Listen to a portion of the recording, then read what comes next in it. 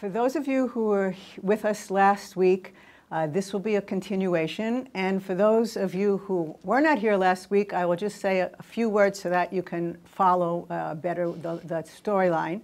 Last week there was a question that was posed to the court in Cairo, probably at the second half of the 12th century, which eventually came to Maimonides, and it was given by a man who asked permission to take a second wife, which was permitted in countries of the Jews of Islamic lands, because he had gone traveling, and he came home and he found that his wife was teaching and wasn't at home doing what she wanted to do.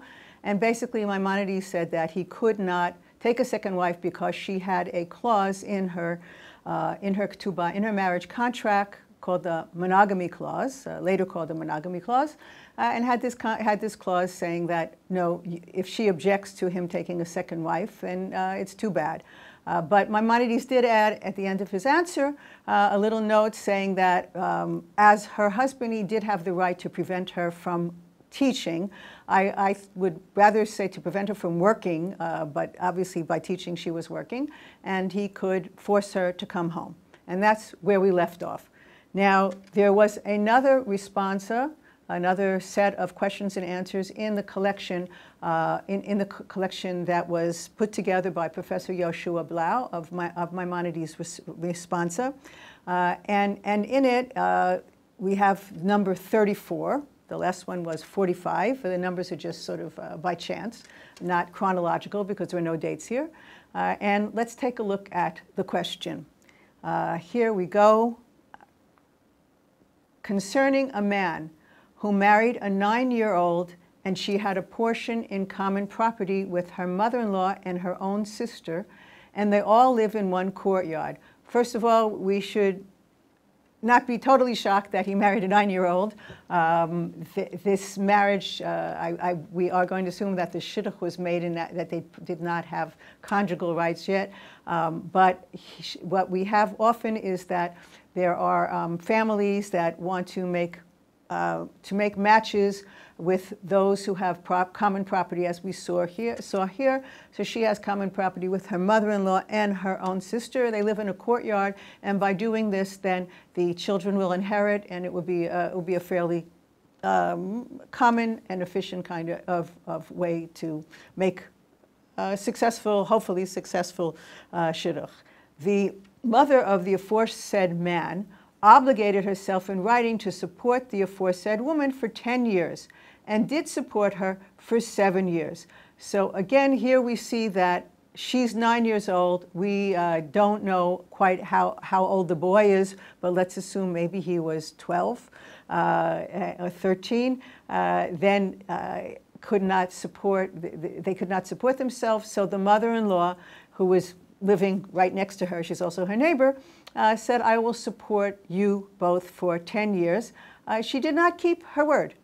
After she was 3 years short, and afterwards, and after those 7 years, as it says, the aforementioned mother-in-law said to her, I am unable to support you both. I mean, it's too bad. She ran out of money. You know, we don't have any idea what her reason was, but she basically went back on her word, and now she's 9 and 7. She's 16 years old, and obviously the husband was not doing a very good job of supporting her if the mother-in-law continued. And here we get the information. And the husband does not have enough to support her even for an hour, and he supported her for 2 months. So we see that this is an expression. To support her for an hour basically means that he simply could not support her properly, and barely. And to support her for 2 months is a very short time. They've been married 7 years, and now he manages somehow for 2 months to bring food home. And the young girl became pregnant and gave birth to a male child. So now there are 3 of them, and he has obviously 2 months, and now she's pregnant, so there were another 7 months, and the baby's born, and there's nobody supporting them. And when the husband saw that it was difficult for him to support the household, he left the child with its mother when it was 9 months old, and he traveled and was absent for 3 years in the land of Israel, and in Damascus and elsewhere, and he did not even leave her anything to eat for dinner that very evening, not her and not for the baby. Now realize that this is a woman who has come to the court, and she's presenting her case. Everything is in the third person. We will see there'll be quotes that will be in the first or second person, but the way that you present the question to the court is in the third person. So it's the husband and the young girl, and she's the young girl basically. So she gave birth to this little boy, and the husband could not support the household, two and a little one, and he leaves the child with its mother at nine months old. And goes off and traveled. Now, I mentioned last week that this was a very, this was a society where there was lots of traveling, a very mobile society, the Cairo Genizah Society. It's one of the discoveries of Professor Shlomo Dov Goitein. And we have wealthy traveling and we have the poor traveling. And obviously here, this is not a wealthy merchant who is traveling, but rather a poor young married man. We're assuming, like I said, I'm guessing as to how old he might have been. If he was 13, maybe he's now 20, 21 years old. He could be younger. But whatever it is, he has no means of supporting his small family. And he goes off traveling, and he's gone for 3 years. So he leaves behind his wife and this child. The child, he comes back when the child is 3 years and 9 months old. And he's off to Israel and Damascus and elsewhere, so not going terribly far, going from Cairo off to Syria and to the land of Israel, but elsewhere we don't know, and I don't know if the wife knew. But what I think is so pronounced here is that he left no means of caring for his wife and his son. He did not even leave her anything to eat for dinner that very evening. You can hear already the distress and the pain in this woman's description, that she's reminiscing, because this has obviously happened already, and she's reminiscing about the fact that, my goodness, he went off and he said, that's it, I'm going. And that night there was nothing for her or for this baby to eat while he's gone off and left her to fend for herself. And this is, obviously a terrible, terrible situation, a traumatic situation. So 3 years have passed, and he returns from his journey, and he had nothing of value on his person. Okay, so he comes back and he's broke. He leaves broke, and he comes back broke. And the clerk who collects the head tax caught him. Okay, so now we need to know that in Islamic countries, all the men had to pay a head tax, a jizya, and once a year, annually. Now, if he had paid it elsewhere, if he had been in Damascus, for example, and he paid it, he gets a receipt. And he brings it to the border, to the clerk who's there, and he says, look, I've already paid it. You can see I'm paid up my dues for this year, and you won't have to turn to me again till next year. But what we have here is he's coming back. If he's coming back with no money, then he's got no money to pay the poll tax to come in. And it says, for he did not have the half dirham. A half dirham is not a tremendous amount of money. It is, just to give you an idea, Goitein teaches us that, say, the monthly salary of a middle-class individual in the Genizah society would be the equivalent of 60 dirham. Okay, so because there are 30 dirham in a dinar, they usually talk about dinarim, and 2 dinarim were a monthly salary, so we're talking about 1/60th of it, which is really not a lot of money. He does not have anything on his person. And it says until his father, and I put in sick there, which means that this is how it appears in the manuscript, but this is clearly an error made by the scribe, because we know from the beginning, if the mother-in-law is taking care of them, and there's no father being mentioned, the father would have been the one who have been taking care of the couple, then it's clear that his father did not pay for him, but we have in Arabic, we just have the abuhu, his father, achuhu is his brother, just one letter there, and there was obviously a mistake made, and it was his brother who must have been paying it for him. But whatever it is, his family has to jump in into the fray and pay it because, and as we see, his aforementioned wife and his mother, so he had an entry tax and he had a poll tax, and so there are two taxes here, and so the brother paid one of them, and then the wife and his mother had to pay the poll tax for him for fear he would be taken to jail. And he entered the courtyard and is completely destitute. Okay, so here we again have his mother is coming to the rescue, but also his wife is coming to the rescue, which means that his wife obviously has a little bit of money that she's able to keep him from going to jail, which is what happened because we have letters in the Genizah of men who are in jail because they couldn't pay the tax and begging their family members to please send them money, often in a different city. And so he is completely destitute, and he comes back and he stayed in the city for 2 years. So we've got him away for 3 years, back for 2 years.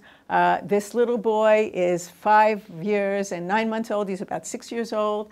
And the wife became pregnant and gave birth to another son.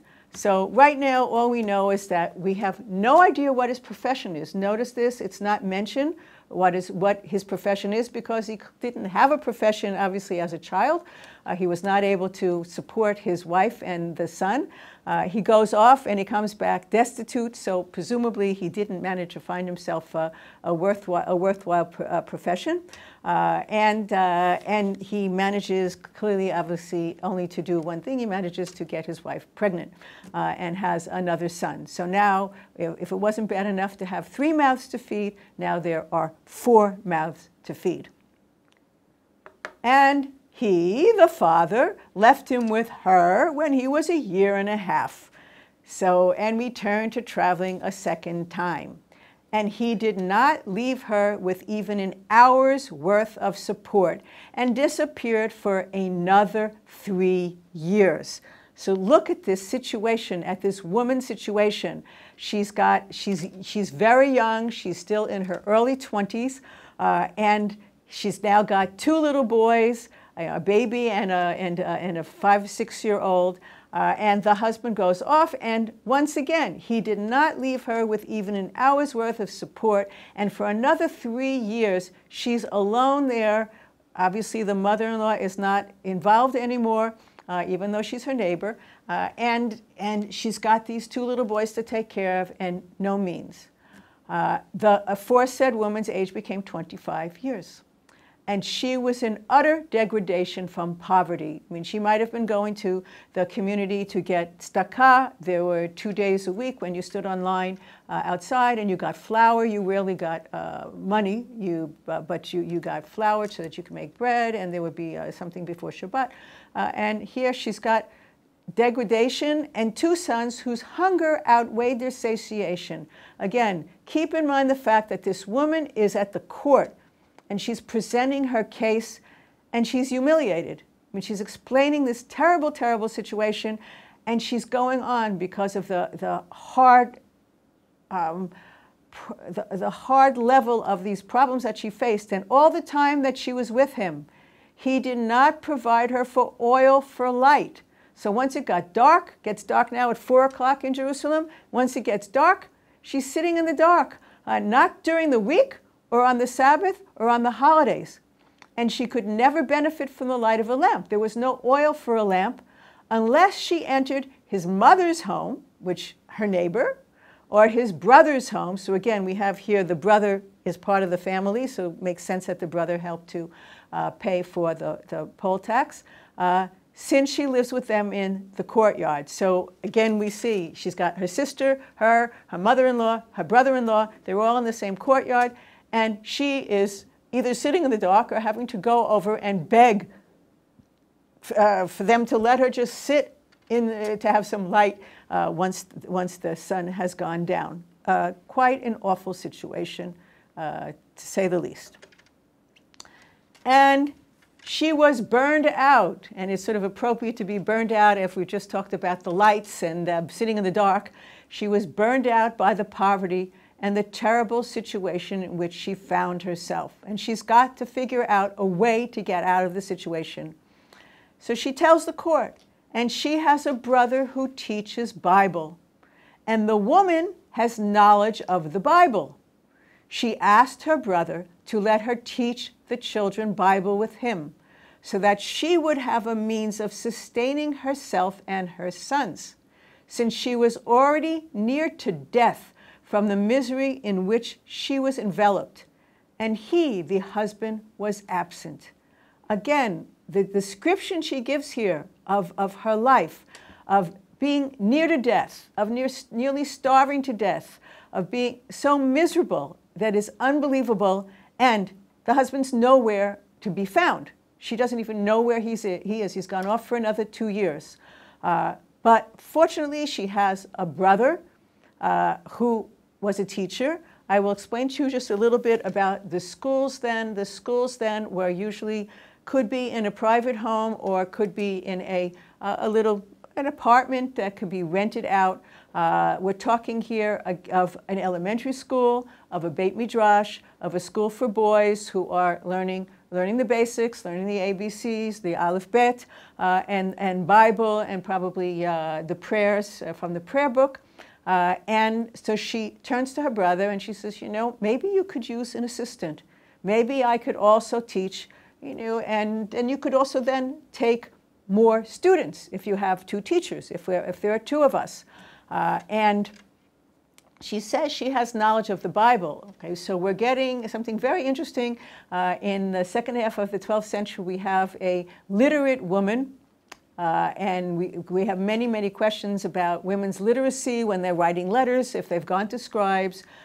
People who knew how to write would go to scribes as well, but did these women know how to write or didn't know how to write? Here we know that she has knowledge of the Bible. At least she reads. We don't know, you don't have to learn how to write. In these B'tei Midrash, they learned how to read. People didn't always need to know how to write. They're 2 completely different fields of expertise. We're used to saying reading and writing. You know, you learn them both at the same time. But in the Middle Ages and even later on, people could be very scholarly and know the Bible and be able to read and not necessarily know how to write. But she says she knows Bible, and she asks her husband, and the husband returns from his travels and finds her teaching Bible at her brother's. Okay, so it means her brother said, okay, he realized that his sister was in a quandary, that his sister needed some help, and maybe he needed help as well, because in essence, like I said, he could probably double the student body and take more children, more boys, basically. They're not girls there, they're boys. And he comes back and he finds her teaching children at her brother's. And she had been teaching the children with her brother for 6 years, okay? So for those of you who are teachers, she is ready for a sabbatical. You know, she's been teaching 6 years. And you have to think about this, okay? We've got a woman teaching Bible in a boys' Beit Midrash. And the people in the community are bringing their children there, because if she's teaching there for 6 years, it doesn't sound like they've been objecting or taking their children elsewhere. And then she says, later, as it happened, her brother went on a journey. So again, we have this mobile society. She doesn't go out and say why. Maybe he had a shidduch. Maybe he just got tired, wanted to get some, you know, to visit relatives, start a business. Whatever it is, her brother went on a journey. So we've got her husband goes on a journey, her brother goes on a journey. You know, these men who are not in the upper echelons of society are picking themselves up and traveling. And here is the most amazing part. She sat in his place. So she might have been his sort of assistant, you know, the student teacher or the assistant teacher until then, but now she's the boss. She's running the school. She sat in his place and received the children and taught them Bible and continued to do so for 4 years. So she's got now 10 years of experience teaching, and she's teaching them and she's doing it, and they're not pulling their boys out of the school. These parents are not saying, oh, well, we brought it for the brother and we didn't mind that his sister was there. It was sort of sweet, this brother-sister team. They're bringing their children, they're bringing their boys to this woman teacher in 12th century Cairo, teaching them not dancing or embroidery, but they're learning Bible, Jewish studies. Her firstborn son grew, and when his age was 17 years, she took him with her to teach Bible for the aforementioned 4 years in her brother's stead, so as to talk with the men whose sons were studying with her. And she was there for the women coming to get their children. So we're learning something about society here. It's very interesting in that when I'm a social historian, I'm always looking for this side of it. What we understand is that we've got these boys are at her Beit Midrash, at their school, and the parents are just like today, when sometimes the fathers are coming to get the boys pick up the kids, and sometimes the mothers are coming to pick their kids. And I guess because she was sensitive to the needs of the society, of an observant society, that we have issues of modesty here, so that if the men would come in, her son would sit next to her. Most likely they talked to her as well, but her son was there because now he was mature and could sit there and helped her with the classes and to talk to the fathers, or at least to be present while she talked to the fathers.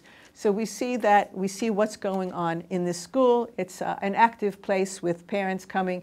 The kids are not walking home on their own. Their parents are coming, fathers and mothers. And since the day the aforementioned sons were born, their father never paid the poll tax for them. Now, once they were old enough, they were also not children. They were teenagers. They're being taxed as well. And the father never paid the poll tax or their school fees for the house of Torah study, for the Beit Midrash, nor did he clothe them at all, neither clothing, nor turban, nor a shoe for their feet. So again, we see that the father, what it means is that while he's gone, he's not sending any money. He's not taking care of his boys. Not even talking about taking care of his wife. He's not taking care of his boys. He's not bothering with the poll tax. But we also saw that he himself didn't really have the poll tax to pay when he came back. But he isn't paying the poll tax. He isn't paying school fees. I find that interesting because I thought she probably taught them for free, but it doesn't matter. And in theory, they were being taught. Maybe she sent them elsewhere so that to be exposed to another teacher. And more importantly, he didn't clothe them. There were no clothing. They didn't have a turban. They didn't have a shoe for their feet. And the woman was under his authority 25 years. Okay? She was 9 and 25. Now she's 34 years old. And he never bought a mat to spread out under them but once, and did not buy a bed covering or pillow or any household goods. Look what she's listing, everything that he should have been supplying to the house. Even the linseed oil that she liked. She already mentioned that she did not have any oil. If she did not buy it on her own, she would never have been able to light a lamp. Now this is interesting. We understand now she's working. She's got an income. In the beginning, before she's working, she has to go to her mother-in-law's or her brother-in-law's if she doesn't want to sit in the dark. Now she is buying it on her own because she's working. So she's more independent and she has the ability. I mean, it's obvious that she is taking care of her sons. It's obvious that she's paying their poll tax. It's obvious that she's buying the clothing for them, and she's doing everything that the husband was supposed to do because he's not around, or even when he is around, he's not paying. Either way, here or there, it's basically the same situation for her. And then she adds a bit about the family interaction and the social relations.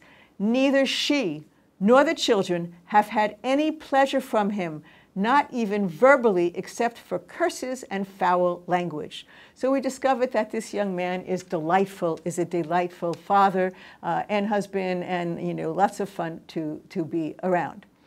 Okay, now here's a conversation between the two of them.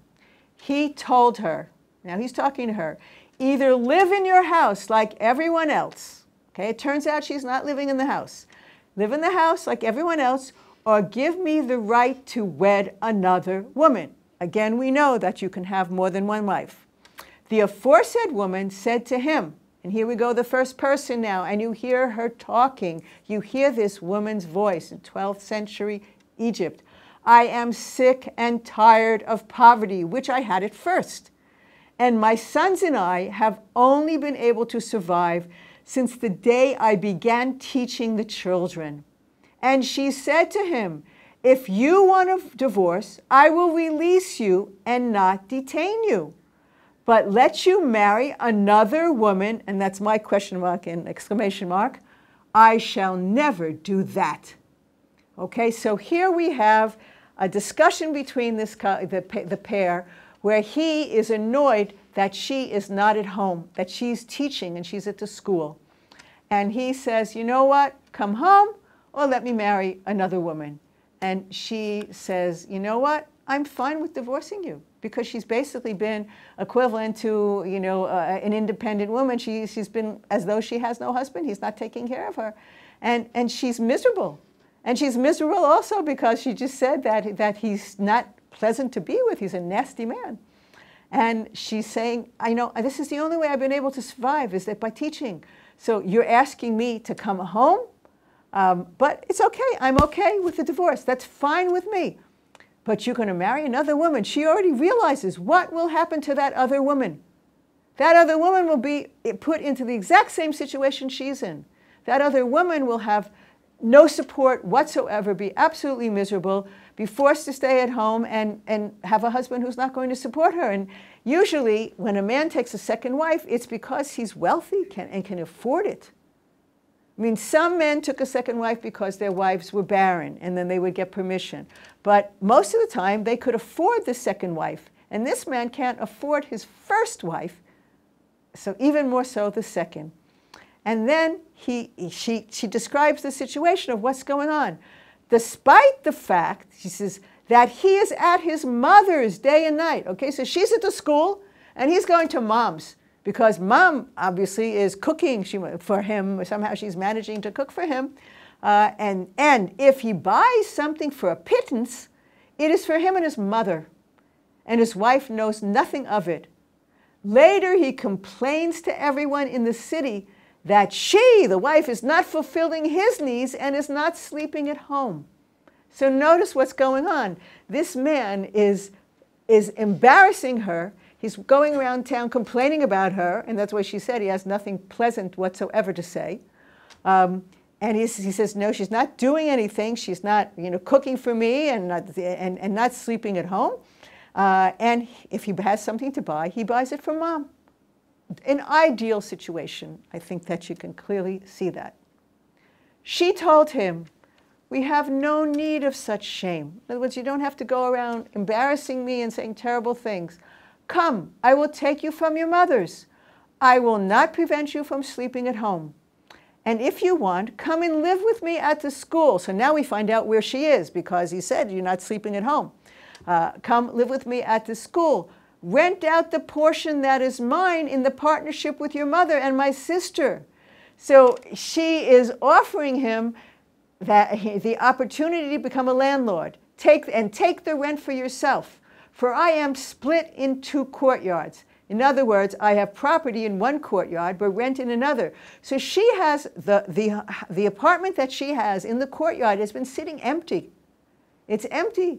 And she is paying rent to rent a place by the school, because obviously it's not close by, and it's upstairs, you know, like a mom and pop store, you know, upstairs, downstairs, and she would roll out of bed and then be in the classroom 1, 2, 3 and not have to travel or walk or, you know, to get to the school.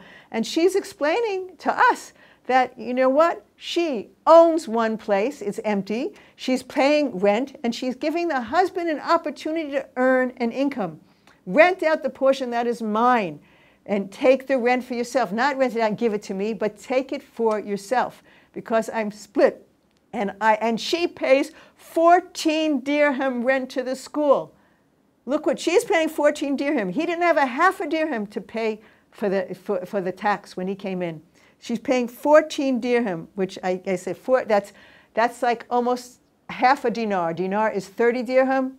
And I mentioned that 2 dinar is a monthly salary. So she's paying, if she's earning, say, that kind of salary, she's paying a quarter of her salary for rent. But she's paying this. And she says, and I get no profit from the part that is mine in the courtyard, not for the apartment, nor for the rent, in that I forfeit my profit from it out of generosity to you and your mother.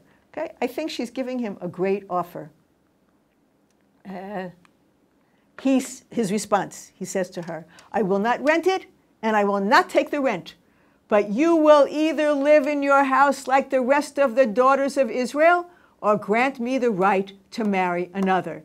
Now here we understand, and those of you who were here last week know about the monogamy clause. She had the clause in her marriage contract that said that he cannot take a second wife without her permission. So it's clear that this is why he kept saying he wants a second wife. And he's saying, come home or let me take another wife. Later, he made a pretext. And what does he say to her? Oh, I'll borrow a dinar, which he could probably never pay back, and buy you wheat. In other words, I'll get you wheat so you can make some bread, and you will sit at home. You will live at home. And she probably looked at him like, are you out of your mind? You know, she said to him, my living is not like other professions, so that I can pick it up today, again tomorrow, if I abandon it today. If I abandon my students even for one day, I will not find them when I return and seek them out, for their parents will take them to other schools. Now, again, these schools, you do not have school districts. These were private schools. You could pick out any school you wanted to. You could take your child. You paid on Thursday. You paid the fee. It was a weekly fee that you paid. And the reason you paid was Thursday. It was so that the teacher would have money to buy food for Shabbat. But if they didn't like the teacher, the following week, they could just go to another school. There was no contract. There was no guarantee. And what she's saying is absolutely right. In another series of letters, there's a teacher who is interested in marrying his cousin, and he writes to his aunt, listen, I can come for only 7 days because I'm a teacher, and if I'm gone too long, everything's going to disappear. I won't be able to teach. So we see that this is a fear of no vacation. So she's saying, this is not realistic there. And then she points out, and the people do not bring their children to the aforesaid older son, we saw he was helping her, but come because of me, for he is but a lad. And the two aforementioned sons have no trade in which to work except Torah study. In other words, and if I close the school, what will my boys do also? And if I discontinue teaching the children, I shall lose the children, and there will be no wheat, no bread, and you will travel and go off, as is your custom. And I will remain behind, that is, the boys and I, and we will be lost, for they have no trade. And she's saying, listen, I don't trust you, and the only way we're all surviving because of this school, our boys, although he's taken no responsibility for the boys, and I can't. I cannot leave the school. I'm sorry. This is just an impossible possibility. And then comes the question for Maimonides. Holy Eminence, may the Lord glorify you. Okay? Does she's saying, does she have to leave her profession and return to what she had in the beginning?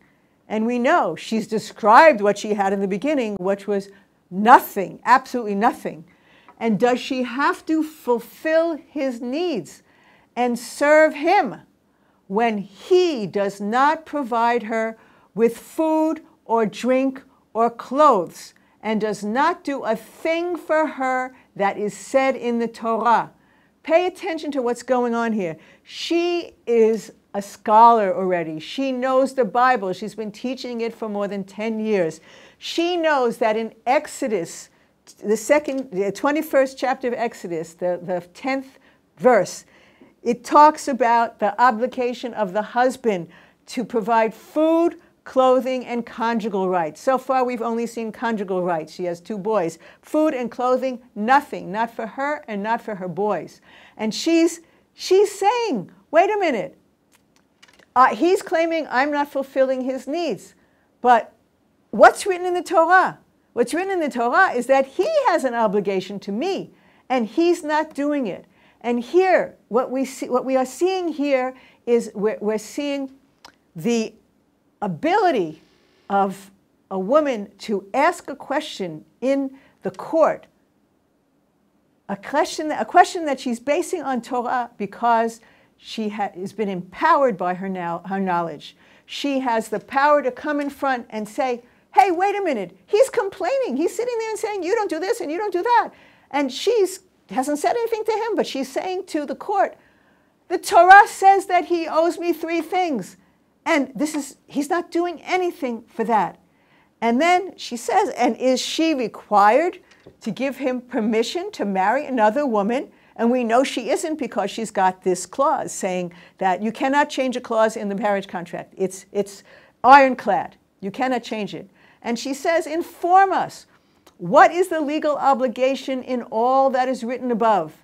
Make it clear to us as we have been accustomed to your mercy. May your compensation be doubled from heaven. We know, those of you who were here last week know that this is the style that you ask. May God, here she says from heaven, may your compensation be doubled. He's not really getting any pay here. So she's turning and saying, do I have to stop teaching? Do I have to go back home? Do I have to serve him? Do I have to let him marry another wife? And the crux of it is, wait a minute, he's not doing anything that's said in the Torah. What about that? And here comes the answer. The law requires that the husband be forced to satisfy his wife's needs, such as clothes and expenses and the like, and other obligations. So he's saying, you're absolutely right. He has to take care of you. This is the law. And this is what he must do. When he has to do this. And if he is prevented from doing so, now it's very vague, prevented from doing so, that means if he can't do it, if he doesn't have the funds to do it, if he doesn't have the ability to do it, or if he is unable, he is forced by the court to divorce her and pay the me'uchar if he has it. Now note, last week we learned about the me'uchar, that is the second half of the payment, that the mohar, or the cash payment that is given before the marriage. Half of it's before and the other half is promised. If a man divorces his wife or if he passes on, there's money that's a security that's set aside. So they're saying, the court said, will have to tell him, you have to give her the get, you have to give her the divorce writ, and pay the me'uchar. And the reason he says if he has it, because in this case it is absolutely clear that this man does not have whatever's written in that contract. He doesn't have it. It's non-existent. But he says now, the husband may prevent his wife from teaching a craft or reading. Okay, so this fits in with what the Maimonides said last week, that a husband may prevent his wife from teaching a craft or reading.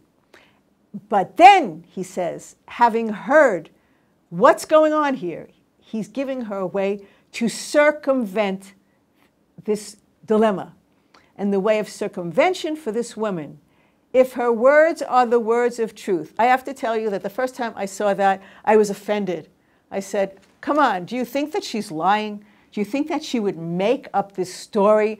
I mean, she's so humiliated, she's so embarrassed, she's in such a difficult situation. And even though now she's independent in she's earning a salary, she's supporting her boys, she's got this impossible husband who's basically speaking badly about her in town, who is driving her nuts and insisting that she come back home.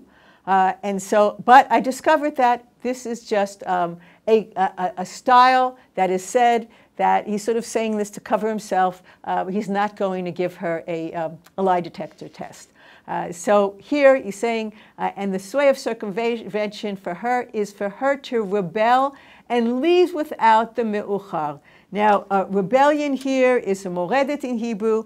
It's technically is that if the woman decides she cannot live with her husband, he's abusing her, the situation is impossible, and he won't give her a divorce.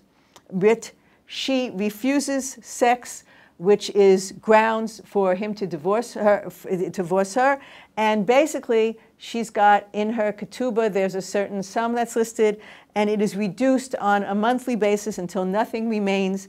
And they do that so that she can't claim it. In other words, basically, she gets her divorce writ, but she gets no alimony, no payment, no me'uchar, no delayed payment. In this case, we understand, and Rambam and Maimonides understood as well, that there was nothing to be gotten from this man. There was nothing in that ketubah, in the payment, in the me'uchar, in the delayed part of this contract. So for her, he's obviously refusing to give her a get, to give her a divorce writ. So he's saying, you know what? Declare yourself as a rebellious woman, as a moredet, and the court will force him to give you the divorce writ. Notice what's going on here.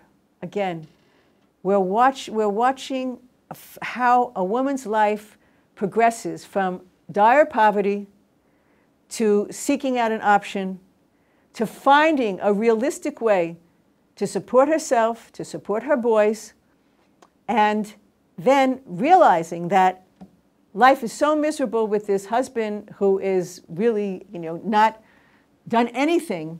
It's been miserable to be with this man. She turns to the court and asks him, what can I do? And he says, technically your husband can stop you from teaching, but I'm telling you that I am telling you that you can do it. And he says, is for her to rebel, and then he is forced by the rabbinic court to divorce her.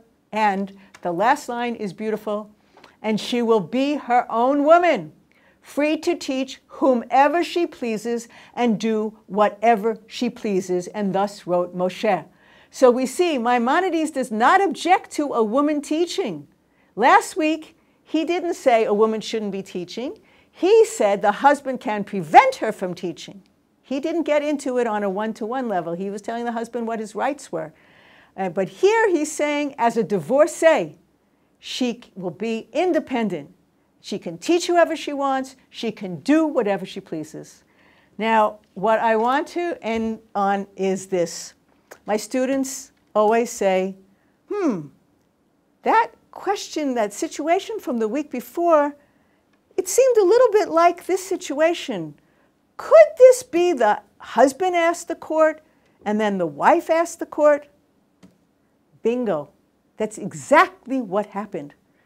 Look at, we don't have time to go into the minute details, but in the question last week, the husband says, I traveled, I came back, I found my wife was teaching. He says, I went away for 4 years. She said he went away for 3 years. He said, I went away for this amount of time. I believe her. Women have biological clocks. She knows exactly how long he was gone and how long she was alone with those children. He was just gallivanting off. He talks about the courtyard, the same courtyard with the mother, with the sister, everybody. I mean, and he talks about the fact that he's taught her that she knows how to read. He taught her some of the Torah. She knows some of the Torah. He talks about the fact that she has a monogamy clause. He is very nondescript and vague about many of the things. He doesn't tell the court that he hasn't supported his family. He doesn't tell the court about all the things that he hasn't done. He doesn't tell them. Actually, he tells them next to nothing. He basically says, I came and I went on business, doing my thing. And when I came back, my wife was teaching, and I'm miserable about this. I want her to take care of me. And that's all Maimonides knew. So Maimonides said, okay, look, you can't take a second wife because of the clause, but you can stop her from teaching. You can imagine what went on when he came home, waving the response and saying, aha, now you have to stay home. We don't know. When we make the movie, we'll find out what really went on behind the scenes. But if you think about it, this was no shalom bayit. There was no peace in that household. I mean, there already wasn't. She says he's cursing all the time anyway and complaining about her.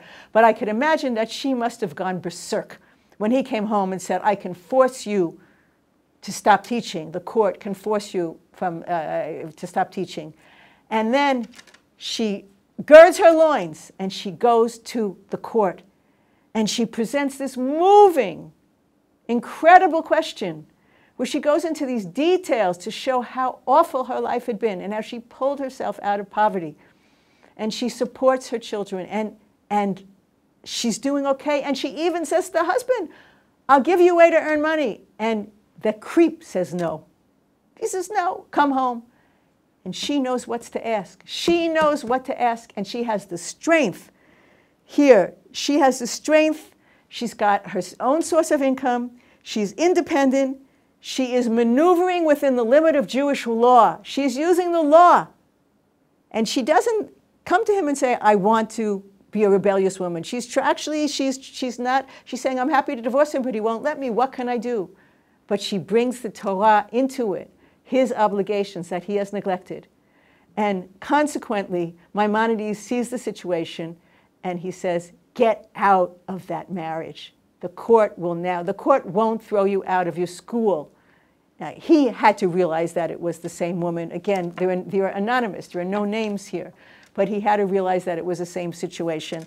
I will tell you that my husband studied these two responsa with Professor Blau, and there was a major discussion because one was, the numbers were completely different, 34, 45. And then all the Arabists sat and decided and analyzed it, and everybody finally came to the conclusion that this is an incredible case of he said, she said. And I will end on this, that I personally know of no other incident where the husband comes to the court with a question, and then later the wife comes and shows up with a question as well. I know of no other pair that is as fabulous as this. This is a pearl. This is a gem of a pair of responsa that Maimonides dealt with well in recognizing this woman's talents.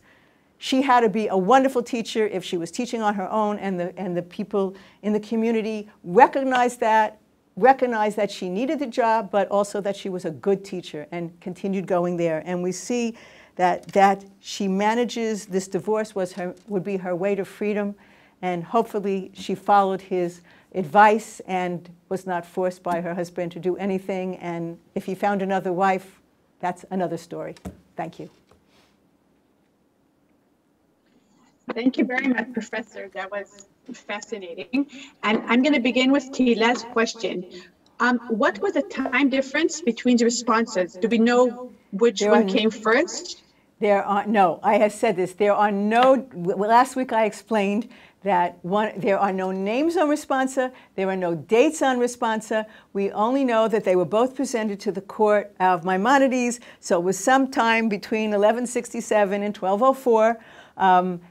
Professor Blau, the world expert on the Maimonides responsa, he didn't pick up on it. I mean, he had hundreds of responses, so he was just busy reading them and transcribing them and translating them into Hebrew, and he gave them totally different number. Her question comes before, in the same volume, her question comes before his, because so no, we have no idea. The only thing I imagine is that I highly doubt that a lot of time passed between his getting his response and hers, because otherwise she would have said, look what you did to me. You made me stop teaching. I lost my job. I'm now, collecting unemployment. So presumably she responded, within reasonable amount of time, or he didn't ask the court to close the door, to pull her out of the school because their life was so miserable together. We don't know. Kay wants to know, she said, in both cases, which now we know might be one, the property rights seem to pass with the women. Was this a common way of holding residential property? What we have here is his mother is a widow. So she obviously had inherited from her husband, and and she had two sons that we know of, and we have wills. We have wills from the Genizah period where fathers are leaving their daughters property, leaving them apartments, land, and whatnot, to make sure that they're being taken care of. So this is fairly common that she owns something.